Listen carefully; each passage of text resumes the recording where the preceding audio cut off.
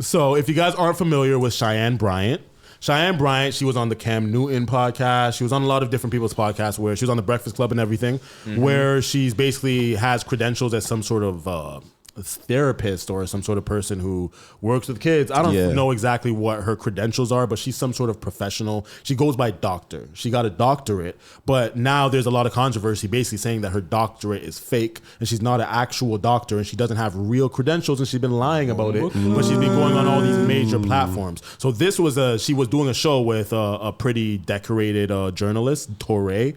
So historically he's pretty big, right? And she was on a show with him and they got into an altercation because this is showing her unprofessionalism. She's supposed to be a professional, a doctor, but this is how she conducts herself. And this is also a controversy between how to discipline children. That was the main conversation that she got triggered by because it's been ongoing on the show about raising children and how to discipline them because she is more about you should be able to beat your kids. The other nigga's just like, yo, no fucking clinically respected doctor is going to recommend that. Even if that's how you feel culturally, no doctor that studied anything with kids is going to recommend you to actually spank your children. You know what I'm saying? If you're a doctor, you know, all the studies are against it, even if culturally that's what you believe. You know what I'm saying? So let's run this clip because it is viral. Who knows? We might have some good dope conversation out of it. Externally, but internally, what they do carry at the nucleus of who they are is discipline and boundaries. If gentle parenting creates gentle children, sign me up. I definitely want to create more gentle adults, especially men. Hold on, everybody, especially men. You are My God, are you kidding? Hold on, guys. Hold on, guys. That's what we need in the world is more gentle men who understand. You're very gentle, and it comes at an angle that doesn't always work for people. Let's just stop. Wait, pause. Did she just low-key call him gay? Yes. That's how I took it too. I was wondering if you were peeping that. Because, fam, looking at Toure, he does kind of give, not necessarily feminine, but he doesn't strike me as the most masculine, dominant person when you see him, you know? So I get why people would try to put that jacket on him, but there's nothing leading to that, right? But saying that, like, yeah, I could tell you're gentle. You give me gentle vibes. Like, that is calling him gay, fam. That's saying that, like, yeah, you're gentle. That's what I was getting from it too, so I'm happy that you actually peeped that, because that's what I was peeping at the same time. Damn. Go back. Is this who you want to get your life coaching from? Because I'm wrapping the show and you're interrupting me. First of all, this is what we spent a whole meeting on this. Toure, first of all, why don't you let me wrap the show? I'm ending the show. First of all, Toure, first of all, we're getting out of here. Like, what is the point? What is the point? It says go to host up. When you're talking to me, lower your fucking voice when you're talking to me. Doctor. You're acting very, very gentle. Look at his very soft and very feminine. And this is the problem. Feminine. Toure, you talk to your wife like that. You don't talk to me like that. I am not your wife. You don't talk to me like that. I'm not your wife, Gino. I'm not your wife, softy. Don't talk to me like that. You talk to your wife like that, not me. Toure, talk to your wife like that. Do not talk to me like that. I hate Zoom. One mic. Fuck. I got one word. Niggas. Bro. Stop putting this on black people, bro. I hate when you do that shit. Fam! Why are you guys just back and forth? It's like, you guys both know how this shit ends. It's just like, neither one of you are gonna stop talking. So it's like, okay, continue playing before I give more context. That is not how you That is not how you professionally approach me. Don't fucking talk to me like that. Check. Frank and Ariva, I apologize. Check yourself. You don't talk to me like that. Hold on, Talk to your Doc. wife like that. Doc, hold on. Shut the fuck up talking to me like that. That's what you do. That's what you do. You already said that. That's what you do. Clock it. You better tap into your gentleness and real quick. Clock it. Jeez. So is she getting fired? You ready? This was from before. I've This is been an old ready. clip. Being ready. She's not even on this show anymore. Oh. Ariva, Frank, you guys ready? Yep. Okay, pause it. Okay, so a little bit more context. I don't know if we heard this or not, but he did say the reason why I'm giving him more points in this than her is because he's obviously the leader. He looks like the A mic in this and like he conducts the most on the show. He said to her that we talked about this in the meeting, that please, when I'm trying to wrap the show, stop interrupting me and don't talk when I talk. She interrupted him multiple times and then when he finally got frustrated and blew up, I understand we could hold that against him for not holding his composure, but I do feel like that is for a reason. I watched more context on this. He did explain why he reacted this way, and he said that there was multiple episodes where they had to have a meeting because there was multiple episodes where she kept on extending the time. They have a deal where they can only go a certain amount of time. So when it's time to wrap the show, you have to let him close out and just shut the fuck up so he could close out properly. And she wasn't allowing him to do his job. And he got frustrated and then that allowed him to snap. You know what I'm saying? So I'm not justifying his snapping, but I am understanding it more under her behavior. You know what I'm saying? And giving that context and her acting the way that she did, I feel like that was very like, there might be reasons why she felt to act the way she does, but I feel like the whole point in this is that she doesn't seem like the most professional person. No. Yeah. No, she does not. What was your thoughts on the original argument? Because she started calling him gentle based off of gentle parenting. She thinks that that you should be able to spank your kids, and she's not a fan of gentle parenting. And he thinks that gentle parents raise gentle kids that turn into gentle adults. What are your thoughts on that? On hitting your kids? The thoughts on hitting your kids, I think that there are ways that you can get around doing that. You know what I mean? Because the whole idea of hitting your kids is you're trying to skip the punishment. Like you're trying to skip setting up a good punishment that would actually work for your kid, like a sense of discipline. You're like, I would rather not put the time in to like think about this and like do it strategically. I'd just rather just get it over with and smack my kid because pain. You know what I mean? But what do you say to the people that say that has shown to work in their experience? That okay. Because I know that for some kids, I don't think I don't recommend hitting your kid, but I do think that there is cases with certain kids where it may have been effective. Works. Yeah, that's what I'm saying. But it's not with every kid. Yeah, it's a form of discipline. Like the goal is I'm trying to discipline my kid. I want to give them a punishment, but each kid, like you have to tailor punishments to their own behavior and stuff like that. Yeah. So a lot of times, like parents don't really think to like, I don't want to put any energy into this. What's the quickest way I can get a punishment to this kid? I'm gonna just hit them. I think it's not even a thought. I think it's more of a culture. Yeah. This is what my parents did. This is what I know as a punishment for this. So I'm gonna pass this down. And lots of people don't really give it any more thought than that. Were you hit growing up at all? Yeah, I was hit. Were you hit growing up? I don't think so. Now I'm thinking about it. I don't think so. I was hit, but not often because I didn't do a lot of things to deserve to get hit. But if it was deserved, then it would happen. You know what I'm saying? I was never abused. I wouldn't say that they heavily used weapons or anything like that. It was a slap. Yeah. You know what I'm saying? But I was also a pretty good kid. But in terms of hitting your kids, do you have any strong stances on it? I think there's things that you can do where like your kid will feel pain, but it's not directly from you actually hitting them. Saying you're telling them to do wall sits. Fam. I was literally about to say so you're doing wall sits, you're doing push-ups. You're gonna do a wall sit. You're gonna take this rock and you're gonna walk it across the park and come back 10 times. How is that different from like hitting them? You're making them work. You're not hitting. You're not hurting them. Yeah, you're not hurting them. That's like saying that it's like if your coach asks you to do suicides, is he abusing you, nigga? Like what the fuck? I mean, it's a punishment, nigga. It's a physical punishment that you're not actually getting harmed. Yeah. And there's nothing actually bad gonna happen from you fucking doing wall sits, nigga. If your legs give out, the worst happens that you sit on the ground and your legs hurt. Yeah. But that shit can be. He's too gentle. No. Way too gentle. Listen. No. Like that shit can be traumatizing. You know, like because my God. But okay, listen. I come from an African household where they beat. My mom had to stop beating me because I had like a fucking lashed eye. That's how I went to school and they're like, what happened to your eye? Oh, my mom was beating me. Oh, she's like, oh fuck. You told them that? Snitch? Yo. Number one rule is it was in Nigeria. It was in Nigeria. Like in Nigeria, your they probably teachers said, good for your bum, like your teachers have. Like I went to a school where like kids would. Like we had like an assembly every single morning, and if you had like a really bad punishment, your punishment was they would beat you in front of everybody in the assembly. Like that's where I come from. So like, yeah, it's not about some gentle parenting shit. But there are times where like getting beat is actually a better punishment than having to do some like punishment. A preferable punishment for you, nigga. Because it's quicker and it gets over with. That's why my dad used to say, like, would you rather get hit or get grounded? Because when you're grounded, that lasts a long time. But if you get hit, it's over as soon as the pain's done. You know what I'm saying? But my point is like it's no different in the terms of like the way that you respond to it. Because I remember we had this thing called it was like the kettle, right?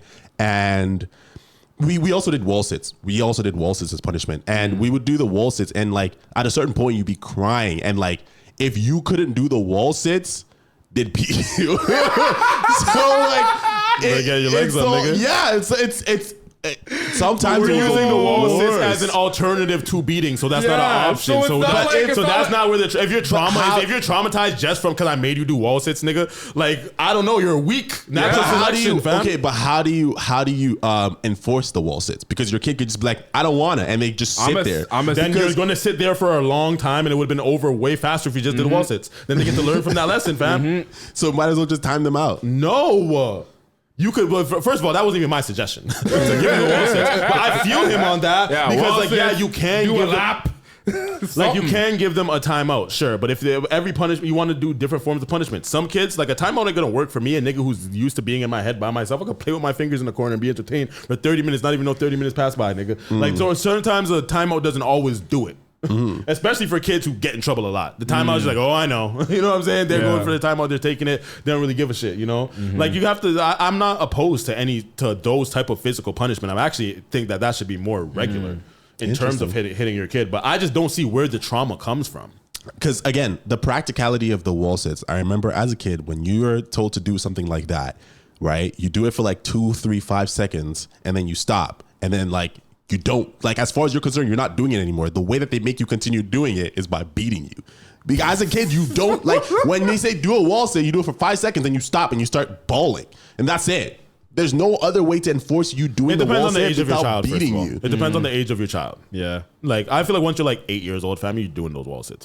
Yeah.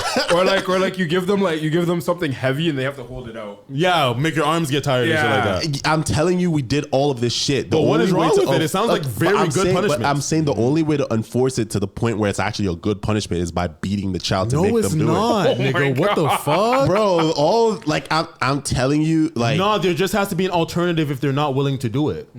And that alternative might be taking away privileges for a longer time. So, okay, now you can't get your tablet, you can't get your phone, you can't get da-da-da-da-da. Yeah. And if that's the case, that goes on top of it if you're not willing to do the physical punishment. And after that, it's just like, it comes to like, you might just need to be grounded, timeout type shit, nigga. Like you're 8 years old, you might have to take the timeout if you're really literally not willing to do anything. I'm going to have to enforce a longer term punishment. And it's more like, why not just start with that?